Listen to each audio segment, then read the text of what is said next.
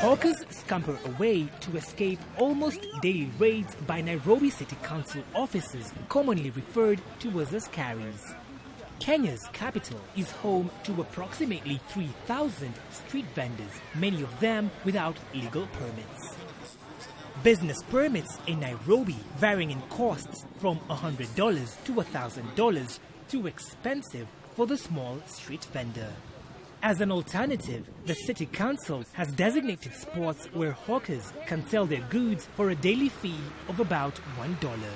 Here, at this alternative market, there are more vendors than space, and the congestion forces many to sell illegally on the streets.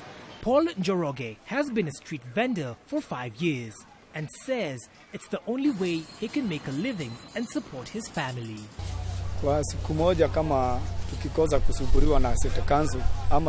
In a day, if the City Council doesn't harass us, we can make between $5 and $10. That is enough money, and we don't need to rely on government handouts. For the young hawkers, this is better than turning to crime. We are only trying to make an honest living. Honest, maybe, but still running afoul of city regulations. Askari raids have turned more aggressive over the last few years. Muhian Duati, an official from the Nairobi Central Business District Hawkers Association, or NCBDHA, says the raid tactics are unnecessarily violent. When we look at issues concerning human rights, the City Council grossly violates these rights when they use brutal force to apprehend hawkers. And it is not only hawkers who get injured. When police do things like hurl broken bottles at the hawkers, bystanders get injured.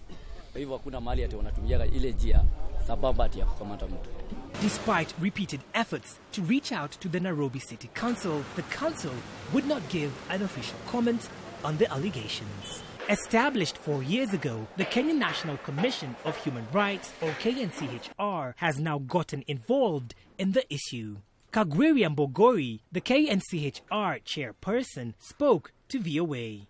Some of the approaches of the city inspectorate towards the hawkers, I think it has surpassed what is allowable within the legal framework. It is, I would say, irregular amounts of violence to the extent of killing, maiming, or otherwise injuring hawkers. The KNCHR has registered more than 20 complaints from hawkers in the last year alone and has filed 3 cases with the court for excessive violence. The United Nations Development Programme, UNDP, estimates Kenya's unemployment rate at 40%, with those in informal sector at 70%. Hawking makes up approximately 5% of jobs in Kenya. Lenny Ruvaga for VOA News, Nairobi.